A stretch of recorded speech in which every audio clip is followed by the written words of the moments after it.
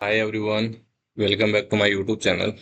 अभी कल की वीडियो में हमने फार्मा सेक्टर के बारे में डिटेल से समझा था। वहां पे हमने इस चीज को डिस्कस किया था कि जब एक सेक्टर एक लंबे टाइम पीरियड के बाद में कंसोलिडेशन फेज से निकलता है, तो वहां पे उसके जो टारगेट अचीव होने के जो चांसेस होते हैं, जो प्रोबेबिलिटी होती है टारगेट अचीव करने की, वो वहां पे काफी ज्यादा बढ़ जाती है। तो ऐसे में हमें करना क्या चाहिए? जो भी सेक्टर एक लंबे टाइम पीरियड के बाद मंदी से तेजी की ओर निकलना शुरू होता है, मंदी से तेजी की ओर चलना शुरू करता है, तो वहां पे उस सेक्टर की जो मार्केट लीडिंग कंपनियां होती हैं, जिनके फंडामेंटल्स बहुत ही बेहतरीन होते हैं, फाइनेंशियल्स बहुत ही बेहतरीन होते हैं, और उसके बाद टेक्निकल चार्ट पैटर्न, जब इन तीनों चीजों का कॉम्बिनेशन होता है, तो वहां पे हमें उन कंपनियों में ट्रेड करने में, इन्वेस्टमेंट करने में कन्विक्शन आती है। जब हम इन तीनों चीजों को समझ के करते हैं, वहां पे अपना पैसा लगाते हैं, तो वहां पे हमें किसी भी तरह का डर नहीं लगता, बल्कि कन्विक्शन और ज्यादा हमारी मजबूत होती है वहां पे। फिर एक चीज जो हमें हमेशा समझनी चाहिए, मान लो अभी फार्मा सेक्टर ने ब्रेकआउट दिया और ब्रेकआउट देने के बाद दोबारा से उसी लेवल को रीटेस्ट करने के बाद ऊपर की तरफ चलना शुरू किया है, तो वहां पे हमें ये ध्यान में रखना चाहिए कि मान लो यहाँ पे हमारे पास अपॉर्चुनिटी तो है, लेकिन उसका मतलब ये नहीं कि हम अपने पोर्टफोलियो का पूरा पैसा फार्मा सेक्टर की एक दो तीन जो भी कंपनियां हैं उस एक पूरे सेक्टर में लगा दें। ऐसी गलती हमें कभी भी नहीं करनी चाहिए, है ना। जैसा कि मैं आप लोगों को काफी वीडियोज में बताता हूँ कि हमें 1% या 2% ही अपने टोटल पोर्टफोलियो का एक स्टॉक में इन्वेस्ट करना चाहिए। अपॉर्चुनिटी चाहे कितनी भी अच्छी क्यों ना हो, कंपनी चाहे कितनी भी अच्छी क्यों ना हो, उससे क्या होगा, एक तो हमारा पोर्टफोलियो डाइवर्सिफाई रहेगा, फिर जो हमारी प्रॉफिट बुकिंग है वो टाइम टू टाइम रोटेट होती रहेगी। आज की वीडियो में हम डिस्कस करेंगे जाइडस लाइफ साइंस लिमिटेड को। यहाँ पे हम कंपनी का बिजनेस समझेंगे, फाइनेंशियल समझेंगे, और उसके बाद टेक्निकल चार्ट पैटर्न समझेंगे। तो उसके लिए वीडियो को एंड तक देखना बहुत जरूरी है। और अगर अभी तक आपने चैनल को सब्सक्राइब नहीं किया तो प्लीज चैनल को सब्सक्राइब करें और अधिक से अधिक लोगों के साथ शेयर करें, ताकि और भी लोग हमारे साथ जुड़ के चीजों को सीख सकें, समझ सकें। तो जब हम Zydus life science limited company है, इसकी ऑफिशियल वेबसाइट पर चलते हैं, तो हमारे सामने कुछ ऐसा लेआउट आता है। जैसे ये किस तरह के बिजनेस में है, जैसे ये वैक्सीन बनाते हैं, बायोलॉजिक्स, एनसीई रिसर्च वगैरह में ये रिसर्च भी करते हैं, बायोलॉजिक्स यानी मेडिसिन वगैरह बनाते हैं और वैक्सीन बनाते हैं। अगर हम यहाँ पे डिटेल में जाके देखना चाहें यहाँ पे, तो यहाँ पे जो रिसर्च वगैरह ऑपरेशंस ये सारी देख सकते हैं, प्रोडक्ट्स वगैरह, मेडिकल किट भी हैं। जब एक बार हम इनके प्रोडक्ट्स देख लेते हैं यहाँ पे थोड़ा सा, तो जैसे India's formulation Zydus health care, जैसे कैडिला है, कैडिला में काफी तरह के इनके होंगे। फिर जाइडस बायोलॉजिक्स, इसमें काफी तरह के हैं, जेनरिक्स वगैरह में इनके काफी तरह के यहाँ पे हैं। अब अगर हम इंटरनेशनल लेवल पे बात करें, यहाँ पे इनका बिजनेस कहाँ कहाँ पे है, Algeria, Brazil, France, Myanmar, Philippines, south Africa, Spain, Sri Lanka, south Africa, US, Vietnam. तो यहाँ पे इनका काफी सारे देशों में इनका बिजनेस है। ओके। तो हमने इनके बिजनेस की जो है वो बात कर ली कि ये तो मेडिकल सेक्टर की कंपनियां हैं। अब हम चलते हैं यहाँ पे इनके फाइनेंशियल्स को। कंपनी की मार्केट कैप कितनी है? 1,01,801 करोड़। स्टॉक पी 19.9 का।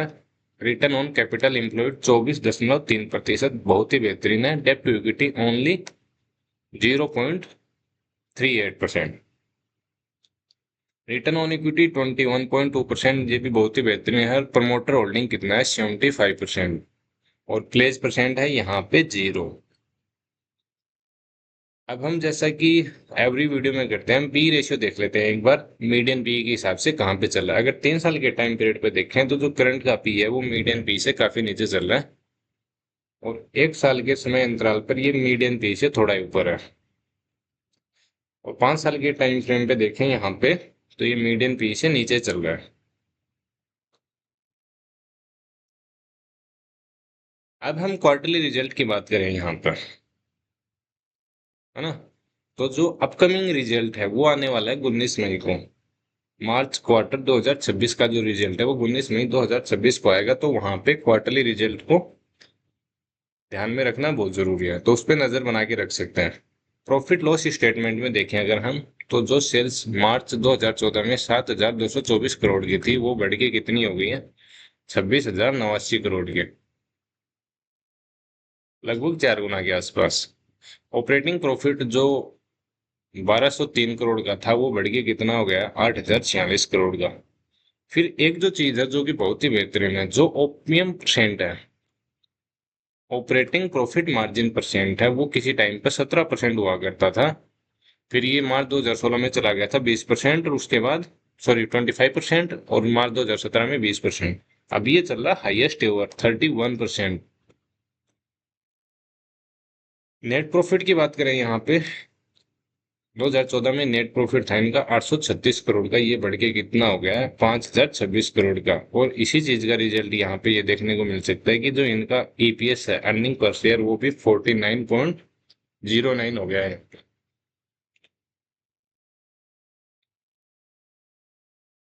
अब यहाँ पे रिटर्न ऑन इक्विटी देखें, जैसे 3 साल पे 19%, और 5 साल, 1 साल और 10 साल पे यहाँ पे 21% है। अब बैलेंस शीट में जाके देखिए हम यहाँ पर, तो जो रिजर्व था, जो शेयर होल्डर्स का पैसा है, वो 2014 में 3,337 करोड़ का था, वो बढ़ के कितना हो गया, 25,201 करोड़। फिर यहाँ पे एक चीज देख सकते हैं हम, कि मार्च 2019 में इनकी जो बोरोइंग्स हैं वो थी 7,899 करोड़ की, और मार्च 2020 में 7,986 करोड़ की। उसको घटाते घटाते ये मार्च 2024 में कम करके ले आए थे 804 करोड़ की। फिर अचानक से ऐसा क्या हुआ कि इन्होंने जो बोरोइंग्स हैं वो 3,200 करोड़, 3,213 करोड़ की, और अभी कितने चल रहे, 9,636 करोड़ के।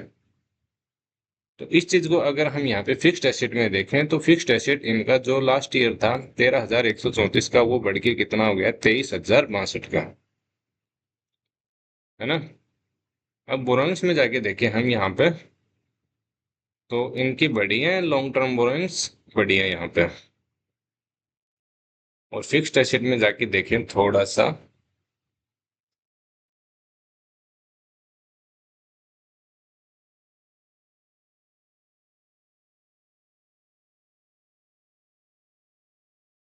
यहाँ पे इसका कुछ दिखा नहीं रहा, थोड़ा शायद अभी अपडेट नहीं हुआ यहाँ पे, है ना। बाकी अगर बिल्डिंग देखें, तो यहाँ पे लगातार ये इन्वेस्टमेंट कर रहे हैं, और लगातार ये प्लांट एंड मशीनरी में भी इन्वेस्टमेंट कर रहे हैं। तो इस चीज को हम ऐसे समझ सकते हैं, जब हमारे पास ये डाटा होगा तो हम एक बार दोबारा इसको डिस्कस कर लेंगे, जब सितंबर 2025 का डाटा होगा तो, है ना। अगर हम मार्च 2025 तक का डाटा यहाँ तक की बात करें, तो इस चीज को हम यहाँ पे देख सकते हैं कि जो कंपनी है जो बोरोइंग्स ले रही है, ये एक्सपेंशन के लिए ले रही है ना। और यहाँ पे CWIP भी अच्छा खासा है। जब ये CWIP है जो अंडर कंस्ट्रक्शन है, यहाँ पे कंस्ट्रक्शन स्टार्ट होगा, प्रोडक्शन स्टार्ट होगा, तो यहाँ से रेवेन्यू जनरेट होगी, है ना, सेल्स बढ़ेंगी, और वहां से प्रॉफिट मार्जिन अपने आप बढ़ेंगे, बढ़ जाएंगे फिर। और फिर कंपनी के पास कैश कितना है, लगभग 2,2800 करोड़ के आसपास कंपनी के पास कैश भी है यहाँ पे।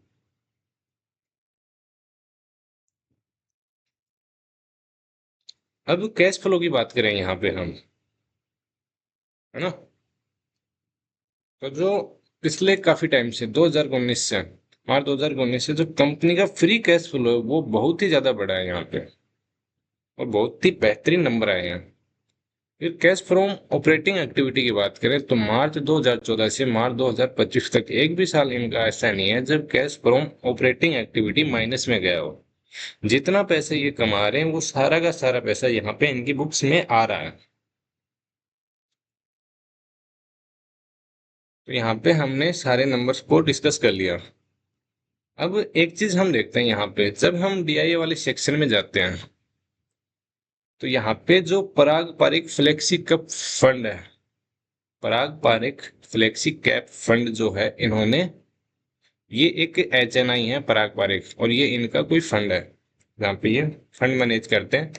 इन्होंने मार्च 2025 से लगातार अपनी होल्डिंग्स बढ़ा रही हैं, 1.34% से बढ़ाई है इन्होंने 1.96%। पब्लिक के पास कितनी है यहाँ पे होल्डिंग 6.86, तो 93.14% होल्डिंग्स है वो स्ट्रॉन्ग हैंड्स के पास में है। पब्लिक के पास कितना, ओनली 6.86%। तो नंबर्स यहाँ पे बहुत ही बेहतरीन है। फिर एक चीज जो मैंने आप लोगों को बताई थी कि अभी 19 मई को कंपनी का जो है वो मार्च क्वार्टर 2026 का क्वार्टरली रिजल्ट आ जाएगा, तो वहां पे उस रिजल्ट को भी हमें ध्यान में रखना बहुत जरूरी है। तो यहाँ पे हमने बिजनेस क्वेश्चन देख लिया कि क्या क्या इनके प्रोडक्ट्स हैं और कहाँ कहाँ पे इंटरनेशनल लेवल पर ये कहाँ पे अपना बिजनेस करते हैं, और हमने यहाँ पे फाइनेंशियल्स को भी चेक कर लिया। फाइनेंशियल्स यहाँ पे बहुत ही अच्छे हैं। अब हम चलते हैं टेक्निकल चार्ट पैटर्न पर। अगर हम यहाँ पे थोड़ा सा गौर से देखें, एक बार तो मैं थोड़ा सा वॉल्यूम दिखा देता हूँ आप लोगों को। अभी पिछले 2 दिन में अच्छी खासी वॉल्यूम के साथ यहाँ पे ट्रेड हुआ। 14 मई को यहाँ पे वॉल्यूम थी 4.6 मिलियन, और 15 मई को वॉल्यूम थी यहाँ पे 2 मिलियन। अब थोड़ा वॉल्यूम को यहाँ पे एक थोड़ा सा मैं पीछे की ओर दिखाता हूँ आपको। यहाँ पे एक अच्छी खासी वॉल्यूम आई थी।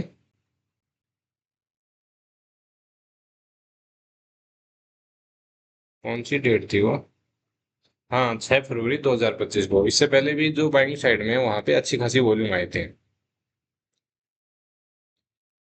अब अगर हम टेक्निकल चार्ट पैटर्न की बात करें यहाँ तो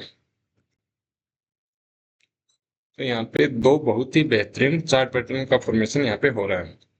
एक तो यहाँ पे एक ये कप विद हैंडल पैटर्न का फॉर्मेशन हो रहा है। इसने ब्रेकआउट भी दे दिया, और ब्रेकआउट के बाद यहाँ पे ऊपर भी चला गया। इसको थोड़ा सा मैं बना देता हूँ ताकि आप लोग इसको समझ सकें। तो ये यहाँ पे एक कप का फॉर्मेशन था, और ये हैंडल का, है ना। अब इसका टारगेट निकालें हम, तो यहाँ पे इस स्टेप को यहाँ से हम पिक करेंगे और इसको लेके जाएंगे हम नेक लाइन तक का।